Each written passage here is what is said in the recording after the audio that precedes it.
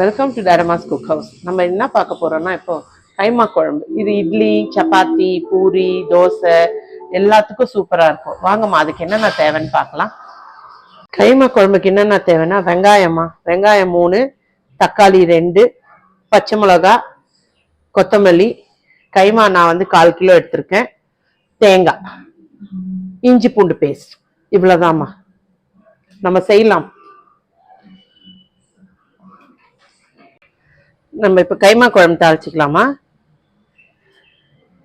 எண்ணெய் ஊற்றிக்கலாம்.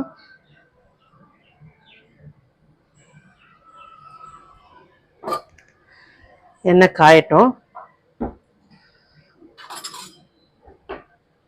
எண்ணெய் காஞ்சிச்சுமா. சோம்பு, பட்டை, லவங்கம், கொஞ்சம் கடல் பாசி,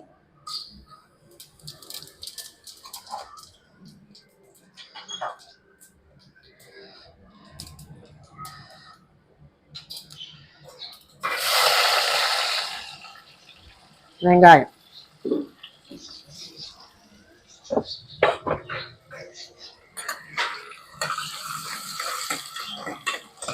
வெங்காயம் கொஞ்சம் நல்லா வதங்கட்டும்.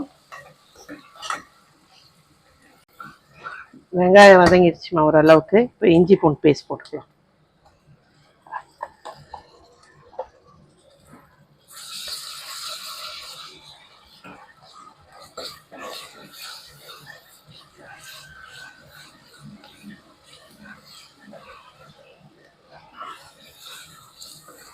இஞ்சி போடுமா, தக்காளி போட்டு கொஞ்சம் வதக்கலாம்.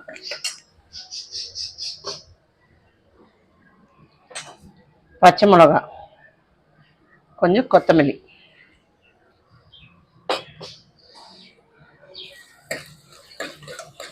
இது கொஞ்சம் நல்லா வதங்கட்டும். இதுல கொஞ்சம் உப்பு போட்டுடலாம், குழம்புக்கு தேவையான உப்பு.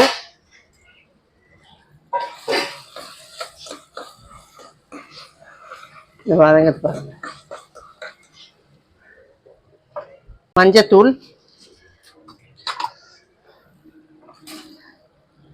கைமா,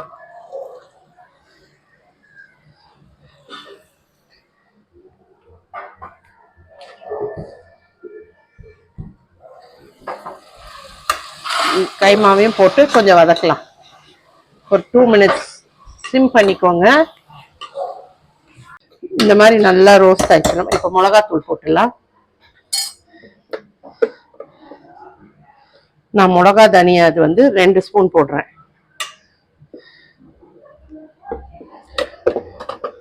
வெறும் மிளகாத்தூள் அது 1 ஸ்பூன், அவ்வளவுதான்.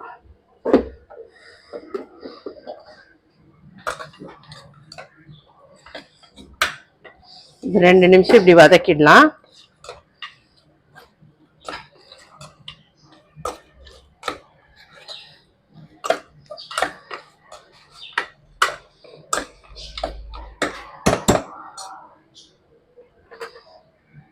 தண்ணி ஊற்றிக்கலாமா.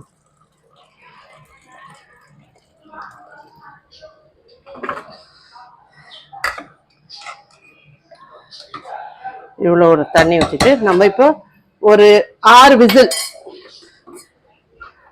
விசில் விட்டுடலாம்.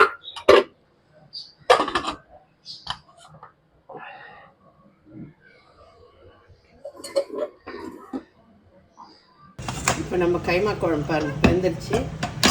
இப்போ திறந்துட்டு கொஞ்சம் அடுப்பு பற்ற வச்சுட்டு நான் தேங்காய் கொஞ்சம் கசகசா போட்டிருக்கேன், இதை ஊற்றிடலாம்.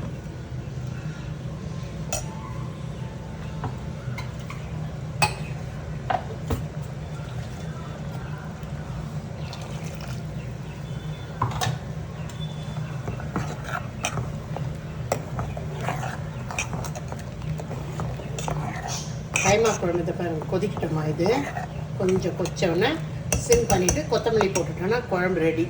இது பூரி, சப்பாத்தி, இட்லி, தோசை சூப்பராக இருக்கும். பரோட்டாக்கும் சூப்பராக இருக்கும். ரைஸ்க்கும் சாப்பிட்லாம். இது கீ ரைஸ் எல்லாம் பண்ணிவிட்டு சைடில் சாப்பிட்டோன்னா சூப்பராக இருக்கும். இது இவ்வளோதாம்மா. இப்போ நம்ம கொத்தமல்லி போட்டுடலாம். கைமா குழம்பு ரெடி.